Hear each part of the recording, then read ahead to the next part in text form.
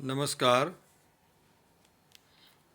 राजपूतों की उत्पत्ति के संदर्भ में आपसे पहले 3 व्याख्यानों में चर्चा होती रही है।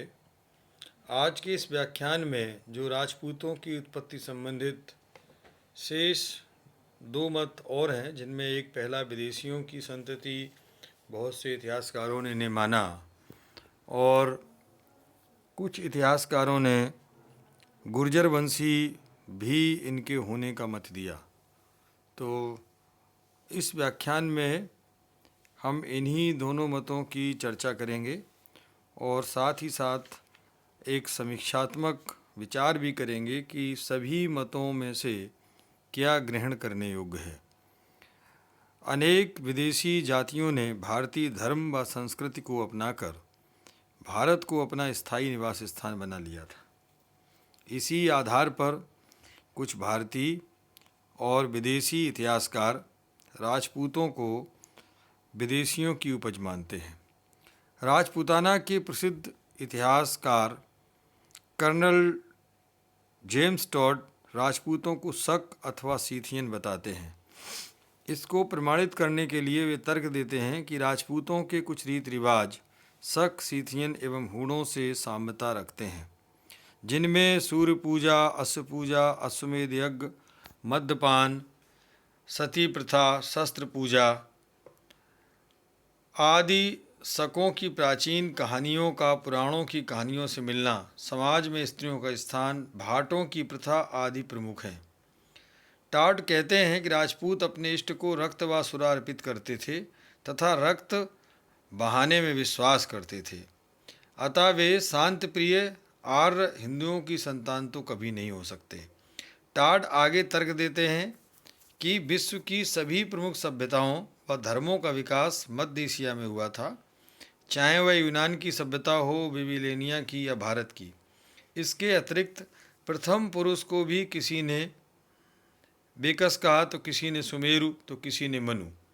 इन्हीं तथ्यों के आधार पर वे सिद्ध करते हैं कि विश्व के सभी मनुष्यों का मूल स्थान एक ही था और वहाँ से वे लोग पूरब की तरफ बढ़े। उनका कहना है कि शक, यूनानी, हूण, कुषाण जातियाँ मध्य एशिया से ही निकली हैं, अतः राजपूत भी विदेशी जाति के ही हैं। एक अन्य विदेशी इतिहासकार विसेंट स्मिथ की भी यही मान्यता है कि शक और कुषाण जातियों की तरह ही गुर्जर, हूण व अन्य विदेशी आक्रमणकारियों ने हिंदू धर्म धारण कर लिया, इनका भारतीकरण हो गया। उनमें से जिन राजघरानों या कुटुंबों ने कुछ भूमि अधिग्रहित कर ली, वे शीघ्र ही राजवर्ण या क्षत्रियों में मिला लिए गए और उन्हें राजपूत नाम दिया गया।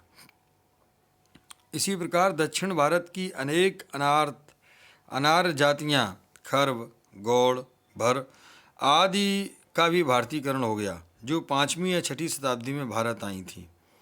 इन्हीं से प्रसिद्ध राजपूत घराने राठौड़, चंदेल, गढ़वाल आदि निकले और उन्होंने अपने उद्भव को सूर्य चंद्र के साथ मिला दिया। पाश्चात्य विद्वान जो जेम्स टॉड की किताबों का संपादन भी जिन्होंने किया, वो विलियम क्रुक भी इस मत का खंडन करते हुए तर्क देते हैं कि मध्यकालीन राजपूतों और वैदिक क्षत्रियों के समय में इतना अंतर है कि इनके संबंध को वास्तविक वंशावली से नहीं जोड़ा जा सकता है।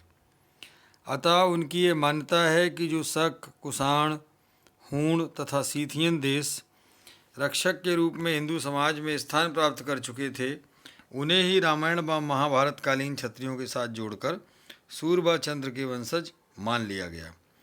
इन विदेशी वंशी मत को ऐतिहासिक आधार पर अमान्य सिद्ध करने के लिए डॉक्टर गौरीशंकर हीराचंद ओझा ने यह तर्क दिया कि रीति रिवाजों की जो साम्यता राजपूतों एवं शक, कुषाण, हूणों आदि के मध्य टॉड बताते हैं, वह उनमें पूर्व भी भारत में प्रचलित थीं। मतलब इनसे पहले भी भारत में ये प्रथाएं प्रचलित थीं। उनको उन विदेशी जातियों से जोड़ना निर्मूल है। सूर्य पूजा, अश्वमेध यज्ञ तो वैदिक काल में भी प्रचलित थे और यह सब महाकाव्यों के साक्ष्यों से भी प्रमाणित होता है। शस्त्र पूजा तो क्षत्रियों द्वारा हमेशा से की जाती रही। इसके अतिरिक्त आर्य शांति के इच्छुक होते हुए भी युद्ध करना ही अपना प्रमुख धर्म मानते थे। अनेक अभिलेखों द्वारा भी डॉक्टर ओझा ने प्रमाणित करने का प्रयास किया कि दूसरी से 7वीं शताब्दी तक हमें क्षत्रियों के प्रमाण मिलते हैं और मौर्य तथा नंदों के विनाश के पश्चात भी क्षत्रियों का उल्लेख मिलता है।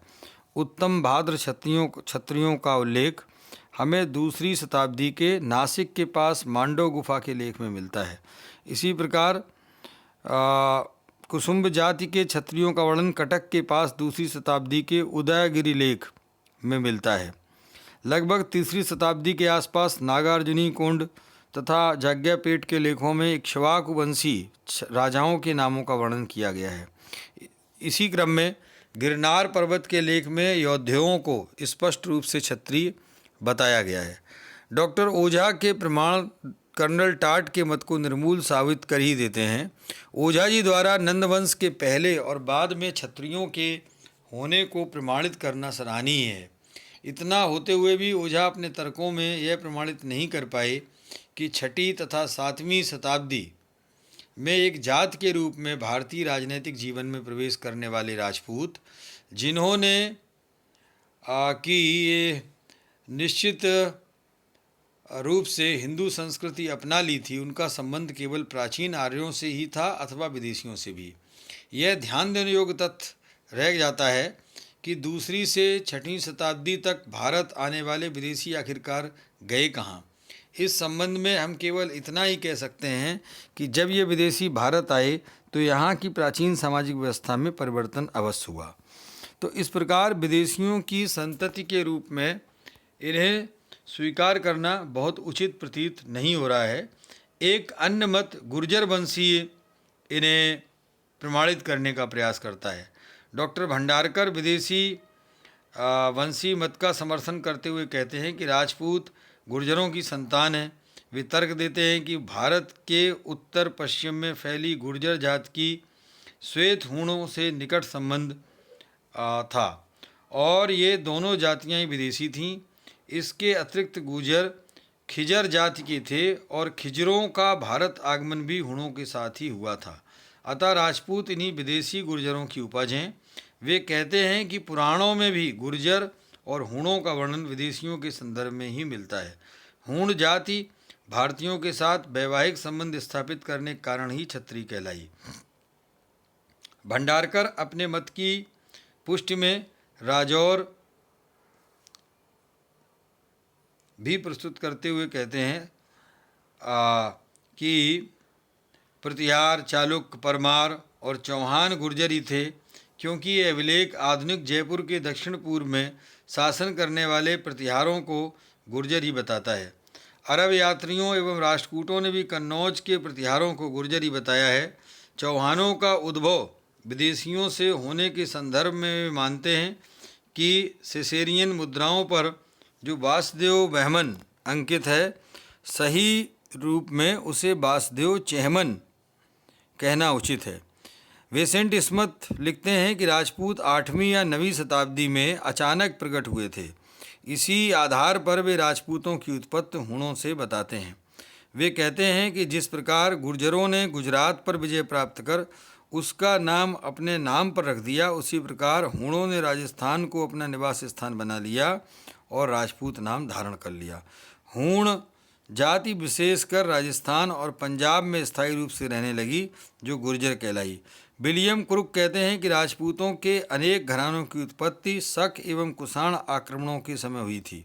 वे गुर्जरों को कुषाण जाति से संबंधित मानते हुए कहते हैं कि जब ये विदेशी ब्राह्मण बने तो इन्हें योद्धाओं की वंश परंपरा से जोड़ने का प्रयास किया गया, किंतु राजपूतों को विदेशी गुर्जरों की संतान मानना उचित प्रतीत नहीं होता है। श्री वैद्य ने डॉक्टर भंडारकर के तर्कों से असहमति प्रकट की है। वे कहते हैं कि प्रतिहारों को देश विदेश गुजरात पर अधिकार होने के कारण ही गुर्जर कहा गया, जात की संज्ञा से नहीं, और प्रतिहारों ने भी अपने आप को कभी गुर्जर नहीं कहा। नागभट्ट, वत्सराज जैसे उनके नाम तो आर्य नाम हैं। अरब यात्रियों एवं राष्ट्रकूटों ने भी भूमि विशेष से जुड़ाव होने के कारण ही उन्हें गुर्जर कहा है। डॉक्टर दशरथ शर्मा का मानना है कि सिसेरियन मुद्राओं पर अंकित वासुदेव बहमन और वासुदेव चेहमन एक समय के नहीं हैं। अतः चौहानों को हम विदेशी नहीं कह सकते। इसके अतिरिक्त गुर्जर भारत में बाहर से आए और वे खिजर थे, इसके कहीं प्रमाण नहीं मिलते। गुर्जरों की शारीरिक बनावट से तो वे भारतीय ही दृष्टिगत होते हैं। भारतीय साक्ष्यों में हूणों को कहीं भी क्षत्रिय नहीं बताया गया है। साथ ही यदि हूण और गुर्जर साथ साथ भारत में आए होते तो इसका वर्णन भारतीय साहित्य में अवश्य मिलता। बाणभट्ट के हर्षचरित में हूणों के आक्रमण का उल्लेख मिलता है, पर उसके साथ गुर्जरों का तो कहीं नामोल्लेख भी नहीं किया गया। इस तर्क को कमज़ोर साबित करने के लिए हैरेक्सन कहते हैं कि गुर्जर तो हूणों के अधीन एक शाखा थी, इसलिए इनका उल्लेख नहीं मिलता। परंतु जैक्सन का कथन तो यह साबित करता है कि गुर्जर एक कमज़ोर जात थी। क्या इससे यह शंका नहीं होती कि जो राजपूत अपनी सूरवीरता के लिए प्रसिद्ध हैं, वे निर्बल गुर्जरों के वंशाधिकारी बनना क्यों चाहेंगे? इसके अतिरिक्त ह्वेंसान तो अपने वर्णन में गुर्जर राज्य को भारत का दूसरा बड़ा राज्य बताता है। इस प्रकार राजपूतों की उत्पत्ति विषयक विभिन्न मतांतरों को राजस्थान के इतिहास में एक सांस्कृतिक संतरण के रूप में देखा जाना चाहिए। दूसरी बात, 21वीं सदी में भूमंडलीकरण की नवीन अवधारणा, लोकतांत्रिक मान्यताओं तथा राष्ट्रीय एकता आदि को दृष्टि से उत्पत्ति विषयक मत आज बहुत उपयोगी प्रतीत नहीं होते हैं, तथा नवीन शोध विधियों के आधार पर इनका निर्णय अभी लिया जाना है। अतः राजपूतों की उत्पत्ति पर निश्चयात्मक रूप से कुछ भी नहीं कहा जा सकता है। आशा है आपने राजपूतों की उत्पत्ति के ये चारों भाग सुने होंगे और इनके आधार पर आप आगे जो भी आपकी शंका है वो आप चैट बॉक्स में दें ताकि समाधान किया जा सके। धन्यवाद।